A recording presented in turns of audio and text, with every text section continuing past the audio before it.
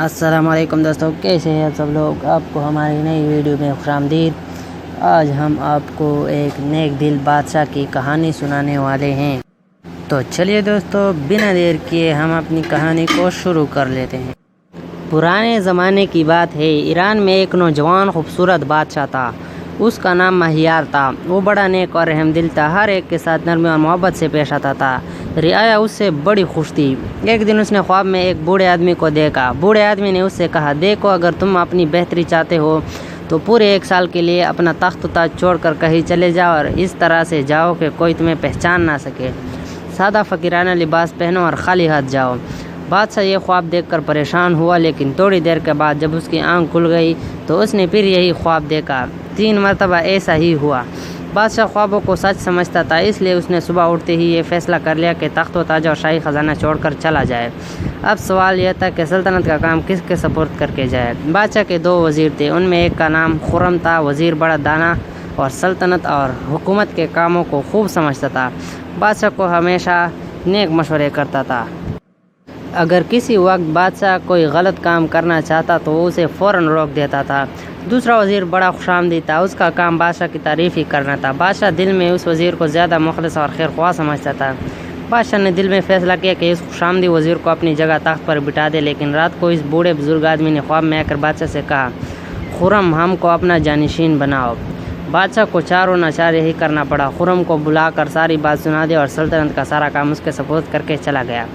تھوڑی دن بعد وہ اپنے ہی دیش میں پھرتا رہا اور ایک لکڑہارے کے ساتھ مل کر لکڑیاں کاٹتا اور اپنا پیٹ پالتا رہا۔ آخر اس نے سوچا کہ اپنے ملک میں رہنا اچھا نہیں، کسی اور جگہ جانا چاہیے۔ اپنے وطن سے باہر نکل گیا اور 8 مہینوں تک دیس بدیس پھرتا رہا۔ آخر ایک ایسی ولایت میں پہنچا جو اسے بہت پسند آئی۔ اس نے ارادہ کر لیا کہ باقی 4 مہینے وہی گزار دے۔ ایک دن صبح کو جب وہ جنگل کی طرف جا رہا تھا تو اس نے دیکھا کہ ایک نقارچی نکارا بجا کر سب نوجوانوں کو شہر کے بڑے میدان کی طرف بلا رہا ہے۔ مہیار نے بھی ادھر کا رخ کیا، وہاں بہت سے لوگ جمع تھے۔ اس نے لوگوں سے پوچھا، بھائیو، کیا معاملہ ہے کہ یہاں خلقت کا اتنا ہجوم ہے؟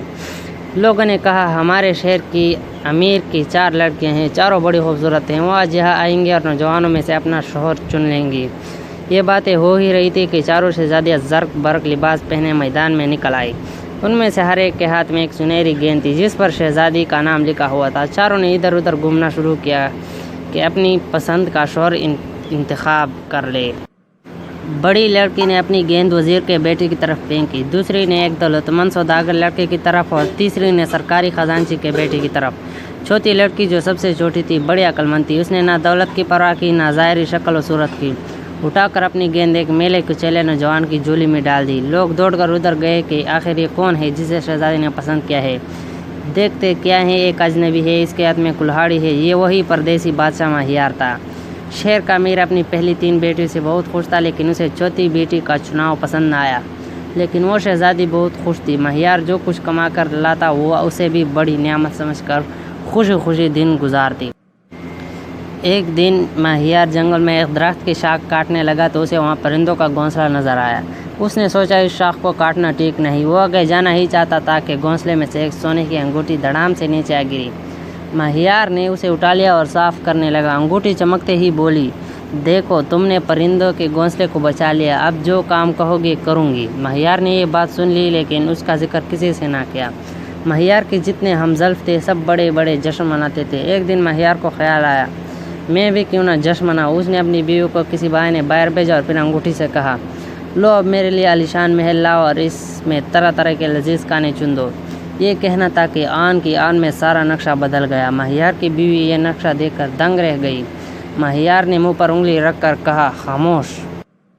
شہر کا امیر، اس کی لڑکیاں اور ان کے شوہر سب ہی ٹاٹ دیکھ کر حیران تھے اور مہیار کا سلیقہ اور انتظام دیکھ کر سب آشش کرنے لگے۔ سوچتے تھے کہ یہ تمام خوبیاں گنوار سے آدمی میں کیسے آ گئی۔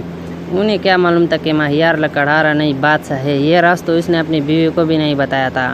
اتفاق سے شہر کے امیر کو اطلاع ملی کہ ایک ہمسایہ ملک کا بادشاہ مہمان بن کر اس کے دیش میں آ رہا ہے۔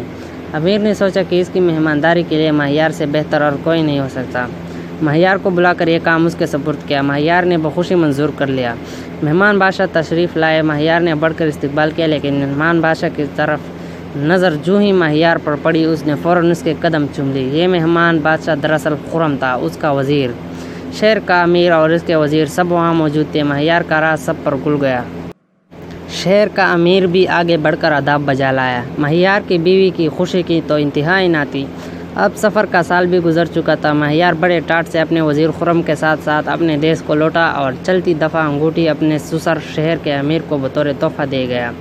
اسے اپنے تخت پر بیٹھتے ہوئے چند ہی روز ہوئے تھے کہ ایک قاصد وہی انگوٹھی لے کر حاضر ہوا اور آداب بجا لا کر کہنے لگا، حضور، ہمارے شہر کے امیر نے یہ انگوٹھی شکریہ کے ساتھ واپس کر دی ہے، کیونکہ یہ انگوٹھی گمسم رہتی ہے، اس کا کہا نہیں مانتی۔ آپ ہی کو مبارک ہو۔